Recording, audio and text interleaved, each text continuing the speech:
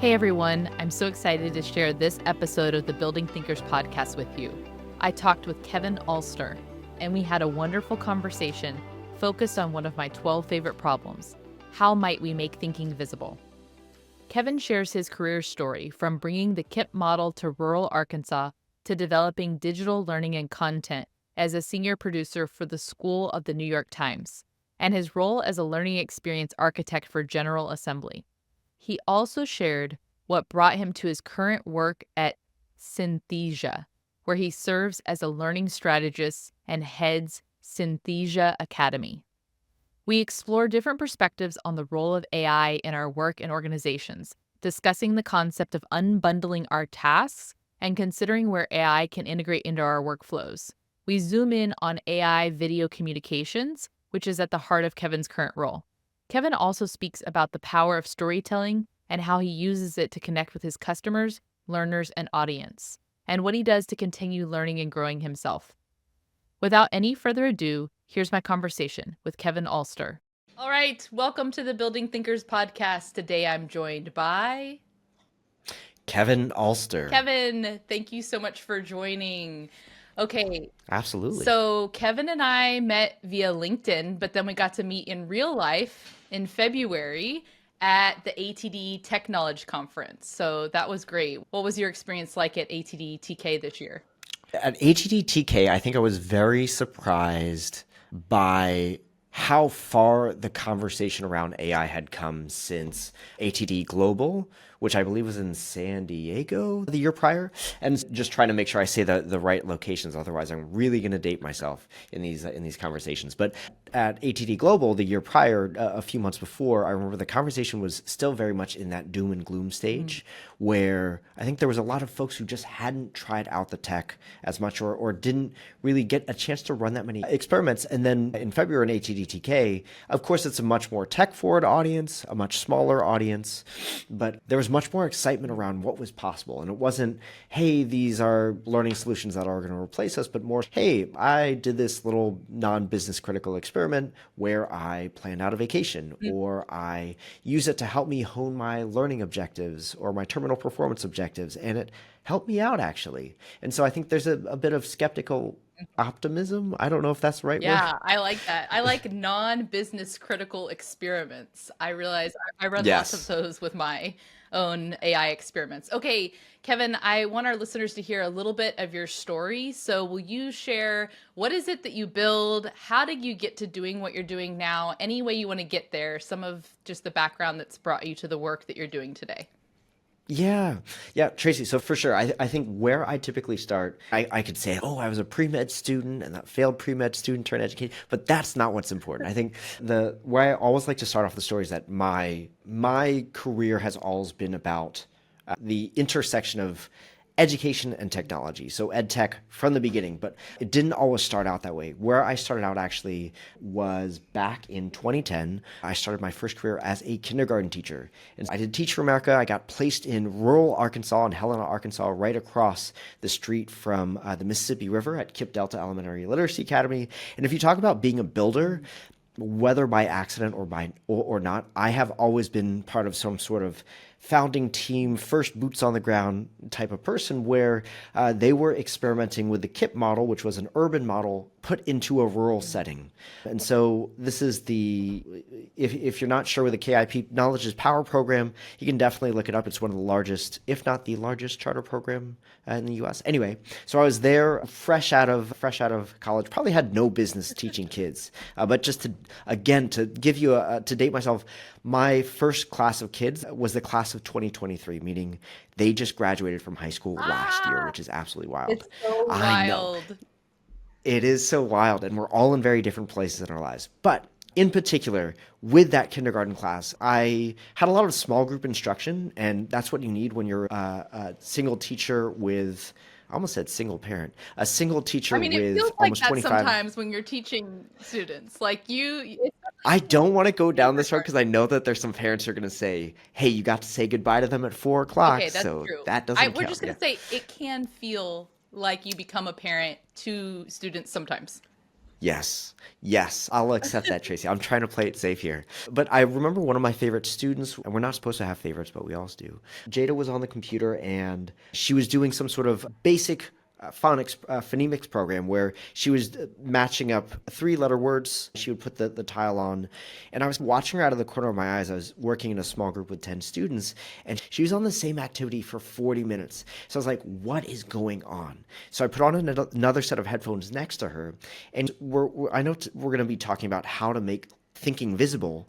And what she would do is if the word was bad, B-A-D, she would pick up each letter and she would assemble the word. So I could see that she was sounding things out in her head. But every time she would like have this button that she would click in the reading program, it would remix the words. It would go like DJ or it would go the record skip. And she found that so entertaining. And so she would just be doing that over and over again. And this had me thinking, okay, eventually after I'm done teaching kindergarten, I want to move into a space where I can build a better, more effective literacy program for kids. And so just to continue on the thread, maybe moving a little bit faster about how I got to here, to Synthesia and at Synthesia Academy, I taught for 3 more years in the classroom. I moved to Brooklyn at that time. Then I went to Teachers College in New York to get my master's in instructional technology and media. And while I was there, I continued to work in schools, helping them integrate engineering programs into schools, which STEM was very big at that time. But then my boss in the Center for Technology and School Change, Karen Minio, she put me in touch with Dr. Audrey Heineson, who got tapped to create what would become the School of the New York Times. So the New York Times was looking to get into the branded learning game, meaning you have all this expertise, you have the critics, you have the newsroom, you have New York Times virtual reality, you want to teach and sell courses. And so that's where I landed, again, as a founding team member, helping build out the online catalog and summer academies for high school students using the resources at the Times. Then I tried out corporate learning at General Assembly. And then the last thing I'll say is I had a very fortuitous move during the pandemic. My wife got a job in Copenhagen. I said, hey, I can work remote, let's go. And 3 weeks later, I met Victor and Stefan, and Synthesia was just getting off the ground. And now I'm here. I built out Synthesia Academy. I built out a whole bunch of other things at Synthesia, but it's been this very circuitous course in building things that just need to get built so that people can learn better. Wow. Kevin, thank you for sharing your story and pieces of how you got to where you are now. I will say I see a connection to your Enneagram enthusiast here. So the enthusiast is 7, is that right? And so It's number 7, that restless explorer. So this is I want to do the new thing. I want to be the boots on the ground that starts something up, the like serial entrepreneur. So I think that's fascinating, just as a side note. Yeah. But the Enneagram was new for me, but it's one of those it was new for me. And just preparing for this podcast, I took that personality test and I felt seen in the sense that, yes, not only am I a serial entrepreneur and excited for what comes next, but also I think my subcategory was the entertainer, which I think plays a huge role now that I look back on it. Is when you're building something, it just needs to be built. But in order to test it, you need an audience. And in order to have an audience, you need to be able to capture people's attention to get them to participate in your test. So maybe I'm reading too much into it. No, I love it. I'm glad that the podcast homework was helpful. Some people are just like, I'm not doing that. I'm like, that's fine too. I just am curious. Yeah. Because I say what you will about large different personality tests, but I felt similar in that particular, in the Enneagram. It was the first time that language really captured things that I didn't have the language for, and it gave me it. And so that feeling seen and understanding. So I'm an Enneagram 3, the achiever, but it helped me understand I might present as an extrovert, but I'm actually more of either an ambivert or an introvert because of kind of that same entertainer, but in a different way. Because you're the achiever, it's the having it together sense that you need to have everything almost perfect, but that's exhausting. Yes. And so realizing the balance of what true authenticity looks as a 3 has been a journey, I'll just say. Wow.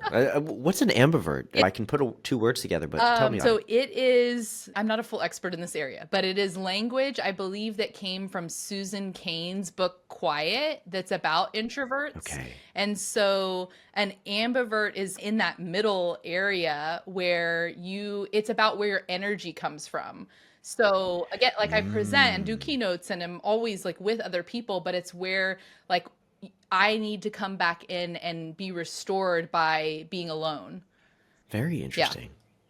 Just for full transparency, I am 100% an extrovert. Yes. See the Like full if I'm not energy. around people, I'm a robot that's shut down in the dark. I thrive at conferences. I need people. I need people around and need And then inputs. you're not It's probably tired something broken after? in my brain. No, I'm absolutely Yeah. enthused. After any HED conference, I come back and I'm not going to say I have trouble sleeping, but my cup is full. My Yeah. cup is full when meeting people. And so even just today, I'm just like, yes, I get to talk to Tracy. Let's go. That's awesome. See that I think that's the exact distinction because my cup is full when I'm quietly working by myself on something that then gets to go out and help people. There are people Mm, there in the end of it, but it's if I'm quietly creating, oh, yes. that fills my cup. I like this too Yeah, though. I like that's people nice. too.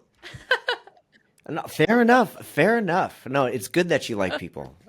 For me, again, I think my brain is a little bit broken in that sense, but so far it's worked out for me, and nobody's been terribly unkind Oh, to that extrovert energy. So I'll take it. I think I actually sought you out. I think maybe at ATDTK, it was the morning you were by the water, and I came over and I was just like, let's talk. Tracy, it's you. Okay, so Well, to bring it back to I the was beginning. like middle school Tracy because that like the ATD crowd is just a different crowd. I don't know everybody there because I've been in just Mm, different spaces presenting at different conferences and it's so interesting the whole we could have a whole conversation about the conference ecosystem and how one that's just yes. slightly tangential like you don't know anybody. So that's where I was. So I was so grateful that you came over to sit with me at the lunch table in and talk through things before my presentation. Yeah, But that was absolutely. great. Hmm. So Hmm. Kevin, let's start talking about the idea of making thinking visible. And so in each podcast, we zoom in on one of my 12 favorite problems. These are the Hmm. things that I end up coming back around to again and again and just sorting through and thinking about and researching. And this one, the term making thinking visible for me came from Harvard's Project Zero, where they have visible thinking Mm, routines. That's where I first was turned on to this idea. And then I went through a course with them about in the application of that when I was in some ed tech training space. And so I was using a lot okay. of the ed tech tools to help in learning sessions with teachers or with campus leaders make their thinking visible. So instead of that sit and get style, we know all the poor training that happens in professional learning. I really wanted to have ways to engage and get the whole voice of the room in ways where it wasn't raise your hand and respond. Anyway, so a lot of things came from that. When you think about making thinking visible, start wherever you want. But what Mm, is hmm. it that you think is really needed maybe in the learning space in this area or what does making thinking visible mean to you? Let's start there. Yeah, the first place that my mind goes to is always where I started in education back in the classroom.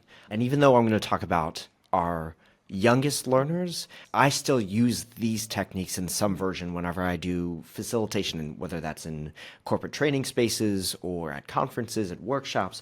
And so one of the first concepts that I had learned when I was teaching mathematics was the CPVA approach to teaching younger kids how to understand numbers. Because I think as an adult, it's really, when you hear the number four, it's really easy to just think, oh, four, duh, that's obvious. But learning numbers is actually a very complex process that as a teacher, when you're teaching numbers, you go through, students typically go through four stages of complexity. And these are in sequence, it's CPVA, but they are not necessarily, there could be cognitive leaps for different types of concepts. So CPVA, what does that stand for? C is concrete.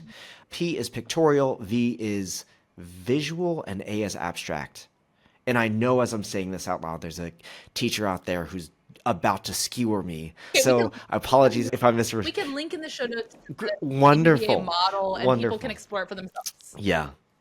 Exactly. So there's a couple, what I want to say is there's a couple of inputs that go into you being able to know the number four in your head or just understand it just by looking at it. Because if I were to write the number four for a 6-year-old child, then if they hadn't encountered numbers before, that is just an abstract symbol that represents nothing to their heads. How do you start teaching a student about the number 4? You hand them 4 blocks and you give this sequence, this pattern that says, okay, this is 4 blocks, we're going to count them, and you move them 1, 2, 3, 4. So they can see the group being moved into another group, where you say, put them in a line, 1, 2, 3, 4. So you do that, and it's concrete because they can hold it. Next, you get into pictorial, where you're saying, hey, instead of the blocks, let's forget the blocks today. I'm going to draw 4 squares. That also means the number 4. But then finally we get into A, which is abstract, which is the symbology, a number 4, or I think visual, maybe you write the number 4, and then abstract is you just have the concept of 4 in your head, however you visualize that. And the reason that I bring up this, and CPVA doesn't cleanly apply to something like if you're teaching the SPIN methodology in sales enablement or doing some sort of complex training like that. But I use this as a model to help you understand what is the cognitive process of putting together an understanding of something that we all understand, which is the number 4. So it's really important to think about how we visualize or take ideas that exist in our head and make them something that we can hold or something that we could see. And to bring this back to the e-learning space, which is a lot where I exist, is in digital learning, we forget that this concept exists, or that that is how we put together these models and try to understand new things. When we get into e-learning, we're often just saying, hey, if I write this out or I just tell you this, just read this, click to continue, now fill out a knowledge test at the end of an e-learning experience, it's going to fall through people's fingers because they didn't get practice with it. They didn't see it in multiple forms. They didn't apply it. And so I'm getting ahead of myself, Tracy, but this concept of CPVA is something where we teach our younger learners the sequence of ideas to help them build their own model of it in their heads. But we don't do this at all as much in corporate training. Yeah. One way that I speak to this that I think is aligned is I use a formula. It's overly simplified, but stick with me for a moment. But I like to think about input plus output raised to the power of feedback equals learning. So that's my formula for learning, because input is all I'm the just writing that things. down. Mm-hmm. So like input is what we traditionally think, like reading, maybe a video to watch it. Like you are getting input, something's coming in, you're listening here, all that. But then if that's all we do, it leaves.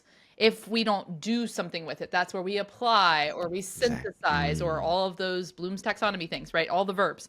So that's on the output side. So input plus output. And then the output, depending on what it is, there's all sorts of things that we can do there, but you're making it your own. You are, again, wrestling with it or thinking. But then all of that, if we want it to be accelerated in many spaces, depends again on what you're learning.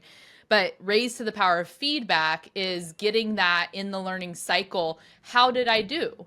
Could I adjust here? And having that deliberate practice at something and more kind of at bats at it that can help us accelerate growth. And so one of the things that came to me when I was working on that formula for some work I was doing around learning agility is that sometimes the perfectionists in us, or the ones that don't want to make the mistake, stay in input too long.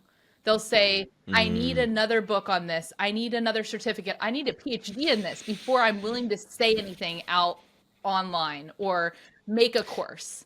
And so I don't know if you've seen that to be true, but I realized that in myself, that I needed to get more into the output and not wait until I had the perfect research framework to talk about. For me, it's been learning agility. I decided last year to just launch the course and figure it out instead of thinking I needed a PhD in it first.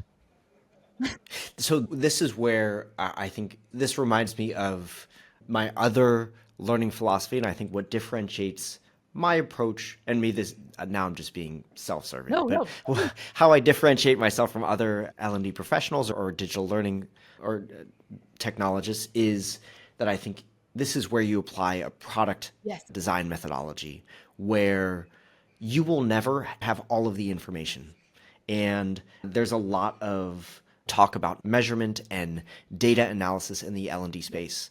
And I think that is absolutely required, valid, all of it. But if you are launching something for the first time, or you're building a new program that hasn't been built before, or you're trying to create an e-learning course or change a company's approach to how they're measuring how they're targeting performance, there isn't going to be a perfect input, because at the end of the day, a lot of this thinking and the way that people act on their motivations exists in their heads. It's not in the HR data. And so you just need to build it so that you can test it. Because once you put it out there in front of users, then you'll get some answers. Maybe it won't be as strategic as you would like, but you'll at least get a benchmark for what you should do next. But it's that paralysis that keeps people from creating something to begin with and testing it. I couldn't agree more, Kevin. In one of our previous episodes with Chris Skis, who works at Cisco, we talked about this product mindset specifically and that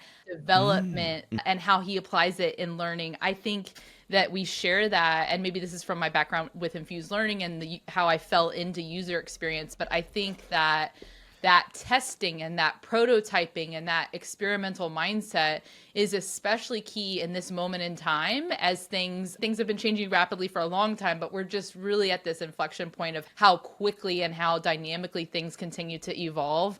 And so I think this mindset is really important for anybody, I would argue, that's alive today and is trying to continue to learn, grow, be out in the workforce, to really hold this. I don't think it's really an option anymore to have kind of this ostrich in the sand AI just go away if you want to stay relevant in many of the things. And that's different thinking. I maybe in the past thought, okay, you could dance around here, but I no longer think that. So I don't know. What do you think? To that point, I think maybe something that's different or that is worth paying attention to is that the tools that are coming out now, especially with AI and ChatGPT, I think it's important to recognize the limitations of those tools and what the promise is, especially when I work for a generative AI vendor, but I'm saying there's a lot of promises that are made versus what the tech can actually deliver on. So I think it's good to be aware of that and be skeptical of that, but also to remember that a lot of these are general purpose technologies and they are free and available to everyone. And I think that to me is what's different about now than before, is that AI isn't just this faceless thing that only is available to enterprise. We're at an inflection point in technological history. Oh, well, that's dramatic. But no, we are an inflection point in technological history where I have it on my phone and it's free. And literally every one of your target audience, whether that's in corporate training or in the classroom, every person has access to this tech. And that means we need to be the first ones to figure out how this impacts performance and how this impacts how people interact with information, because that has completely changed. What would you say to people that are listening that are, let's say they understand generally what the tools are, and maybe they're in the dabbling phase, but they want to get more intentional about growing their AI knowledge and the way they're using it? How do you like to think about it? What would you say to somebody in that space? The first thing I'd say is hello. How's it going? My name's Kevin. It's good to meet you. Because I'm an extrovert. Okay. So then what I would say is, I can't remember who I'm taking this from, but credit this. I think her name is Simone Bovel. Her last name is Bovell. So Sinead. And her last name is Bovell. But following her stuff, I was introduced to this concept of unbundling, where it's about unbundling our tasks and the work tasks that we do, and figuring out what is going to be impacted by, let's just be honest, ChatGPT. Here's the workflow that I typically lead folks down: is do a retro, go over the last 3 projects. Projects are things that require multiple tasks to get done. Take out the last 3, look at the last 3 projects, look at the task list that was needed to complete those projects, and then look at which tasks specifically can be tackled with a large language model. So for example, if it's writing out a curriculum, let's say some of the big steps there were to look at identify terminal performance objectives. What are the measures of behavior identified as SMART goals? What might performance look like? Maybe it's user stories. Pick one of those and either plug that straight into ChatGPT, see if you can replicate that task with ChatGPT, or even better, build a custom GPT for certain parts of your workflow. And it's having the context and having a purpose that makes your experimentation purposeful, because we're beyond the stage of just being able to say, oh, I've now recognized that ChatGPT is not a Google search bar where it's about search and retrieval. It's about discussion and iteration. We're past that stage. And so now it's how do you put this to work? You unbundle a project into your tasks. You look at the tasks and see which ones can be impacted by ChatGPT, and then you try to get to an ideal output as quickly as possible, and then you fold that back into your workflow for the next project that you do. That's the framework or the sequence that I try to lead folks down. Kevin, one of the things that makes me think is how taking the time to invest on the front end to get it right, to teach. That's what's different about, to your point, a Google search versus large language models, that the point is they can learn. So just like you would spend time with a student to help them understand a concept that will stay with them for life, you spend time with your technology so that it can help you over time. Like the investment in becomes exponential out. Does that make sense? It does. It does. I think that I think at a higher level, I agree with that statement. I think if I'm like, I think some things that I don't yet understand about it are once you hit like a certain number of tokens in a particular bar, does it stop learning? Right. Does that information Okay, go I have somewhere? an I example don't of know this. yet. The other day, my chat GPT said memory full. And I was like, okay, isn't the point that I want the memory to stay there and for it to know on. That's what So yes, I don't know the answer to this exactly, either. Maybe exactly. somebody can help us with this. They can write in to us later and tell us. Yeah, no, I think that there's a gentleman who's working on a large language model. This person is building a large language model that learns similarly to the human brain. I need to read more about it, but Okay. let that be a starting point for my research. Yes. Okay. And I looked it up. It is Jules White. I was just following along with him yesterday because he's out of Vanderbilt, and he just shared yesterday that the model that they've built for Vanderbilt is now going to be open source to other institutions and organizations. If you set it up on your own AWS instance, basically the code is all now open source, and they started off of MIT code. Anyway, I can put that in the link in the show notes. Wow, okay, cool. I'll check that out too. Thank you, Yeah. Tracy. Okay, so maybe can you share with us, Kevin, a little bit about in the work that you're doing now? Tell us a little bit about what's happening at Synthesia. So what's happening at Synthesia? So first off, for listeners who are like, what was that word? Did she mean synesthesia? No, we are Synthesia. We're an AI video communications platform where essentially you can use AI avatars instead of being a talking head, or you can clone yourself and you'll never have to be on camera again. You can create AI videos essentially with text to audio and text to speech, and we have a very easy to use Chrome-based video editor. That's just my small plug for Synthesia there. Yeah. Currently, who do we help? Anybody who needs to communicate a topic or concept through video, or who needs to make talking head videos.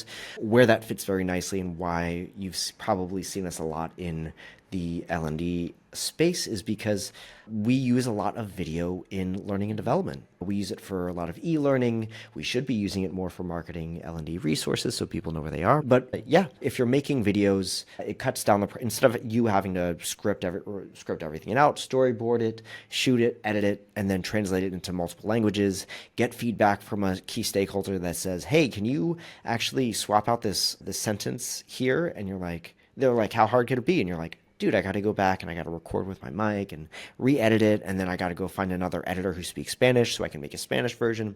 With AI video, we're really solving that problem of you just type it in, you type in your script, you add your elements like you would a PowerPoint or screen recordings, because we do that too.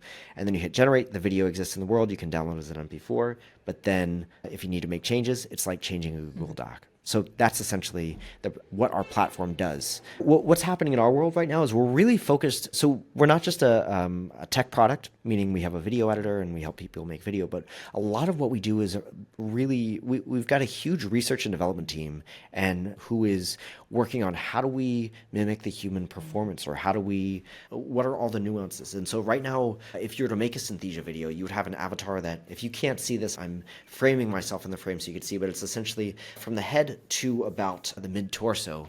That is what we've been able to really show off as far as human performance.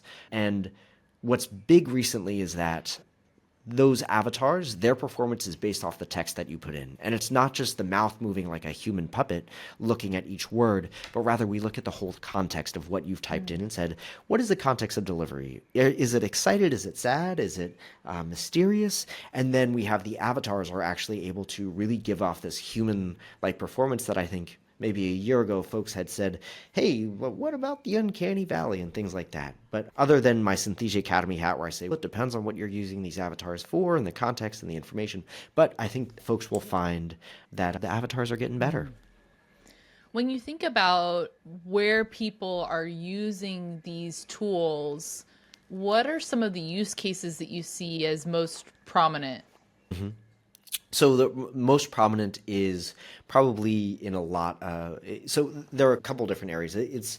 We can look at it by, if we looked across an organization, we can say who has a need to bring a high volume of text-based content to life. Compliance training. So if you look at job aids, PDFs, PowerPoint presentations, you need to turn those into courses and resources so that you can scale the delivery and understanding of that information. So a lot of it is in HR for helping people learn about the company, and also onboarding. You can imagine there's a lot of dashboard walkthroughs because you have when you onboard to a new company, you have to learn how to use things like Salesforce and a lot of other SaaS apps. Then you also have it a lot for, obviously, learning and development departments. If you're doing any sort of sales enablement training, it's, hey, we just had this new client. Here's how you interact with them, rather than getting a giant Notion doc or a steaming pile of text. Instead, you get a 2 to 3 minute video battle card where it's an avatar who's taking you through what you need to know to prepare for your next call. Another huge one for me and this is what I presented about at HEDTK, is what happens when you lower the threshold of what it takes to make a single video, and you just turn it into something where I just need to type this in, select an avatar, and hit generate video. That means you could generate a high volume of videos. What does that mean you can do? Well, I feel like scenario-based learning and purposeful practice is like the holy grail for instructional designers. Meaning, if you want to create an interactive experience and have it be led by a talking head, you would have to sit there and make 500 permutations of a conversation so that somebody can have a really robust branching scenario, or so that they can make it feel like it's a live scenario. Really a lot of work. Now you could generate 500 videos in probably about 30 minutes. And then you could just branch those in Storyline or Rise in different ways. So there's a lot of different use cases, again, for what will you do with a high volume of video that you're suddenly able to create. It opens up this idea of a much more robust learning experience. And just to take it to your equation of input and output raised to feedback, we do not give opportunities for feedback and purposeful practice often enough, especially in asynchronous courses. And so this is one of the highest leverage places, I think, for me, is having a course guide to engage user, or whatever you would like to call them in your world, users, learners, employees. We don't engage employees often enough. And then when it comes to assessment or practice, we don't really have a very engaging experience. Instead, we just say, is it A, B, or C? And there's nothing wrong with A, B, or C, but by God, it's boring. We've come a long way. Yeah, we can do better than that now. That's making me think about, I want to zoom in into one part of that. So one of the things that I've said before is, if I get the same email question more than once, then I type up a little response to it, keep it in like a Google Doc so I can copy and paste it in when I get that again, right? Like a simple, small little productivity hack. What you're making me think here, one of the examples that came to mind was in thinking about feedback. Let's say we're at an organization and I'm a manager, and people are transitioning to a new role, and I know there's these 3 areas that always get a little confusing and they are going to need feedback and clarity around. Could I use the tool and make a little avatar of me that gives the feedback and just have this little video that walks them through? These are those areas that I know are going to be tricky for you. Yes, and Tracy, you are getting into what gets me out of bed every morning is my obsession with what is work for my AI avatar, my digital twin, and what is work for human Kevin. Podcasts like these are this type of interaction. This is what human Kevin is supposed to be doing. No, I'm just kidding. I could hold up a newspaper or Yeah, just something kidding. that on it. But yes, it's really me. And believe it or not, I get that question asked a lot, especially as the technology has gotten better. But this idea of how do we store and capture knowledge, and how do we scale the sharing of that knowledge so that your limited capacity as a human being with so many years and so many hours, you want to be answering new questions and new things. You want to be able to interact with other people. But if you're having to answer the same question 1,000 times, it's really not a good use of you who has the limited resource of time. And as far as AI video, it's a great opportunity to codify and capture knowledge and then use knowledge sharing platforms that we have, whether that's your company's intranet or Slack or just these other, Google Drive, whatever that looks like for you to make that information indexable and searchable. I think that's the same thing. You want to be able to serve up the right solution for the person at the right time, but you yourself, your human time is so precious. So Yeah. yes, this is what we should be using the AI driven content to do. And I think that then it becomes like, because I could imagine somebody saying, don't you want to build that relationship with that person, all of these things. And I think to add on to that example, what it allows you to do is then back in that manager role, I can then use my one-on-one time with my direct report to go deeper and further into the things that are nuanced about them. And almost in the same way that teachers use like a flipped video, where like traditionally they would Yes. use whole group instruction and lecture. Like the idea of the flipped video is you can watch it as pre-work, and then when you come in, you can do lab work and experiments and go deeper and further into real conversation. I think it's the same idea here to say what makes sense. We're not saying everything should become AI video, but what are the things that Yeah. should, and what does that free you up to do? What does that margin and space allow for in your workflow?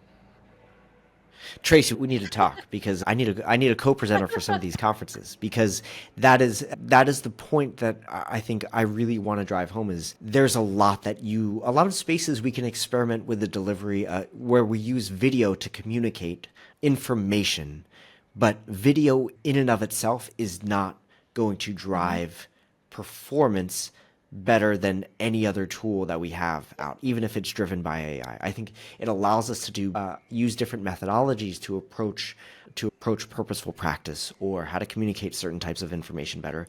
But it is not the a be all end all answer. And the case in point is your favorite teacher, the best teacher you've ever had, probably just taught with stories and a whiteboard, and that was it.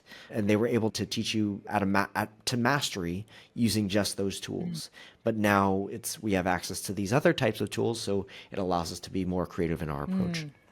Kevin, I want to shift gears a little bit and think about what do people overcomplicate about this topic? And by this topic, the idea of making thinking visible, what would you say if only people knew connected to some of this? The thing that jumps out to me right away is if only people knew how to tell a story, they would be better at making their thinking not only visible, but they would also communicate a model of understanding of the concept or the point that they're trying to get across. And when I say stories, I don't mean that everything should be once upon a time there were the forces of good and evil, and the forces of good ran into I don't mean always come with a case study or a use case or those type of framings, but this idea of providing context to set up the idea. What is the particular problem or focus of that idea and what it solves? Maybe what are the attempts to tackle that problem? And then what is the solution? And then what is the resolution? And that is, again, to bring it back to the teaching days, that was actually it's called STORY. That's how we used to do story recalls or retellings, where S is setting, T is talking characters, O is oops, there's a problem, R is attempts to resolve, and Y is yes, there's a solution. If you're able to fit the topic that you're trying to explain to people how you got there and who are the forces or people that are involved, what is the problem that this topic addresses, how have people tried to address that problem and failed in the past? And then how is there a solution and what are the benefits of that solution? You can explain how you think, and you can put it very concretely for people and contextualize it in a way that I really feel like you can explain 99% of concepts. Maybe it gets a little bit more complicated when you're talking about super technical, complex procedures, but it's worked for me thus far. And everything that I frame is in the form of a story. Maybe the attempts to resolve or the problem is more defined by data, examples, or real life stories, but that structure of making sure they have enough context or activating prior knowledge before they begin. They have, again, the forces. Exactly are we talking about? The problem that your topic or your idea addresses, how we failed to address that before, and then what eventually worked. I feel like that gives people enough inputs to then have an opinion of their own or start to latch onto this idea. But it's about providing all the information that you can around what you're trying to say. Kevin, when you're using that, is that the model that you use if you're sitting down and you're working on content, or if you're doing an area where you know story is important? Is that what you do? Do you sit down and literally think through that model? Is that the approach?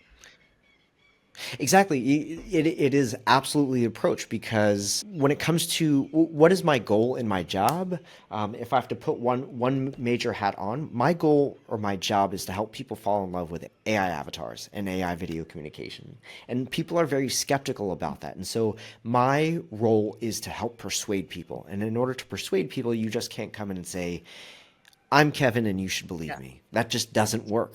But you have to build a context around it so people are on the same plane as the idea, and then you have to make sure that they are with you at every step of the way to explain something. So before I make a video, before I give a talk, I try and say, okay, what is the end goal of what I'm heading towards? I don't necessarily work backwards from that, but I put that end goal up there, and then I figure out what is the story, what is all the information that somebody needs in order to have an opinion on their own. And once I have that story written out, I try to figure out what is the best format for this. Is a presentation? Is it going to be on a podcast? Is it going to be a one-on-one conversation? Am I going to pull out my concrete building cubes and build it for them as I'm telling the story? But yeah, stories are a great way to take something that's very complex. I won't pretend to be an expert in cognitive processes, but it's really difficult to say what idea activated in what order to help you understand a new concept. But a story, what it does is it puts all the ideas into a sequence that you can then put into a slide deck or make into a video or turn into a flip chart, things like that. Yeah. That's also making me think about how at this moment in time, again, working with AI, like our creative power as humans is also to be able to think about different fields, different experiences. And so I like to read very broadly. I read in depth in certain areas, but I like to also read broadly in different fields other than the one that I'm in, because I get ideas from there for these stories that then I bring into the learning experiences that I'm designing for clients or that I'm designing and giving direct to consumers. And I find that when you think about the stories that are compelling in even like nonfiction books that you read, they're telling stories of people, of case studies, of like I'm listening right now to Slow Productivity by Cal Newport, and he was telling stories about Jane Austen and how there was like a misrepresentation from her nephew about how she scurried and wrote notes like on these books in between social gatherings, and then that's been debunked, that actually in some of her like deeper times of productivity, it was when other things were off of her plate and she had lower time that she was actually productive. And so anyway, he talks a lot of examples of that, but see, that one stuck with me that I remember, and I'm imagining her in this scurried way that she was presented, and then realizing that wasn't the reality of her prolific writing. It was actually these other moments. And so he's debunking this, like, in the information and knowledge work space, that busyness has been the heuristic for productivity. When we have Slack and we have like there's Zoom meetings and all this stuff, that it's like, if you're doing things, if you're in meetings, you're productive. But the reality is, what's the actual output of those things? Anyway, that's the premise of So cool. the book, Yeah. the story. And to your point, I love this idea because it's your brain is so bad, and I can say this with confidence about my brain. Your brain is so bad at it's not a memory machine, it's a sense making machine. And very hard to hold on to things that have just been introduced to you unless they're like super dramatic or traumatic or dramatic. And so this idea of telling a story, you have that idea, you have that visual kind of film in your head that's playing about this concept of slow productivity. I think that's so cool. Yeah.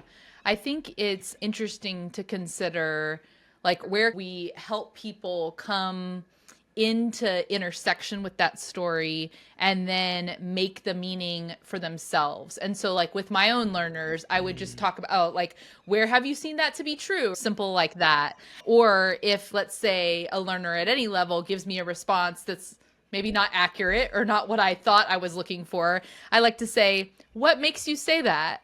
Because that then prompts them to bring their experience or why they thought like the sky is purple. Maybe they saw a sunset that was like beautifully purple and lavender to them, and you start to hear from them themselves. Yeah. Hmm. Okay, let's go to this and then we'll go to some of our wrap up. But since we are going deep into learning, making thinking visible, Kevin, when you think about your own learning, when you think about maybe something you used to not know how to do and now you know how to do it, what's the process that you go through yourself to continue to learn and grow? I would like to think that I am purposely writing out goals and knocking them down. But I think I'm very similar to you, Tracy, in that I go broad and I find what interests me. And then if it's something that is particularly relevant at the moment, then I dive deeply into that topic. And so I really am about just putting in as much information into my brain, going to sleep and letting my brain figure it out and serving me up solutions. And I know that's such a it's such a haphazard random way to work, but it really has worked for me because I was not one of those people who went in with a particular purpose or to be driven. I just wanted to play with cool digital tools and meet a bunch of interesting people. Those are like again, I'm an extrovert, and so I like to play with things and I like to meet Hey, those people. sound like But goals. I think exactly. And so in order to get to those goals, I needed to learn and apply new concepts. And I really go broad and I will apply everything from science fiction novels, so something that I'm reading right now, or again, is the Sprawl trilogy, which is Neuromancer, which is where the original Matrix came from. That had some great ideas about what the internet was supposed to be and all the how we connect with other humans in a digital space. But then I also recently read Supercommunicators by Charles Duhigg, which was a fantastic book, very good read about how we have conversations. And where I'm applying this in my work now is I speak to senior leaders at Fortune 100 companies because I'm trying to convince them about what is the future of AI communications and thinking about making sure that we're talking about the same problems, which it comes from supercommunicators. What are we actually talking about? And then also this idea of from Neuromancer and this idea of the how we speak to and access information that doesn't quite exist now, but we're getting towards. I'm panicking a week before a big meeting, but then I trust my brain. I just trust my brain to figure it out. And that's the least scientific, engineerable answer I know you could No, possibly not at all, give. because I think I hear in a lot of that curiosity and necessity. What are you curious Yes. about and going? And then the necessity is the meeting's coming, and I'm going to pull that forward from the things that I know and trust myself that I've done the work and I Yes. know things and I've had experiences, and that all comes to the table in the work and the team that I'm a part of. Exactly. And to bring that back to where we started, this idea of being a builder, what do builders have? They've got finite resources, they have an objective, and they have a Mhm. deadline. And if I don't have those three things, my brain just goes off into what I can see in the next 10 feet. So I need these deadlines, I need these projects, I need these objectives so that my brain has gotten me this far. And so far it's worked out pretty well. Kevin, that is so incredible. Thank you so much for sharing your story, the incredible work that you're doing. I'd love to switch to any recommendations. We'd like to close our time with any book recommendations, podcasts, any input, and where can people find you and learn more about the work that you're doing? Sure, it's three book recommendations. I've said one already. Super Communicators by Charles Duhigg, I think, is a good read for anybody who's in any industry because it really simplifies the idea of what makes somebody good at conversation, but also getting to a particular outcome. The second is Made to Stick by the Heath brothers. That's a classic where they teach the success method, which I think is good for solidifying an idea. And again, this is both about persuading folks to come around to your idea. And it's not, here's a little spoiler, it's not about just speaking louder and saying, I know I'm right. And then the third book, this is a juicy one, Tracy, but recently I was fascinated by the book Mating in Captivity by Esther Perel. This book talks a lot about why couples who have children, it starts out with this topic, why couples who have children, why does their love life extinguish? And it talks a lot about the identity of two people who have become a unit. And I find this book fascinating and apply the thinking that's in there a lot to when I work with corporate teams, because those are partnerships in and of themselves where are the needs of the individual members of that team being met and coming together. And so that's why I put Mating in Captivity there. Yeah, like I said, it's a broad, again, you trust your brain to make connections and put it all in. As far as podcast recommendations, my number one podcast is Conan O'Brien Needs a Friend. I am an entertainer at heart, and that man has had a lifetime of entertainment. The other podcast I'll really recommend, and I feel like a lot of L&D folks should check it out, is called Acquired. It's a little bit tech bro-y and Silicon Valley-ish, but I think it gives you a sense of how businesses and products get made. And it's everything from LVMH, the fashion brand, and how Bernard Arnault has put together an empire and become the richest man in the world, all the way to any major tech company. They interview NVIDIA's CEO, Mr. Huang. So definitely check that out. And then anything else that I'm really enjoying right now? Right now, check out Godzilla -1 on Netflix. I love monster movies, but this was like revisiting a version of a movie I've seen 1,000 times, but actually focusing on the humans who are impacted by Godzilla rather than the monsters duking it out themselves. So check it out. It's on Netflix worldwide. Awesome. Kevin, thank you so much. And where can people find you? What do you want people to reach out to you about? What if they want to learn more about Synthesia?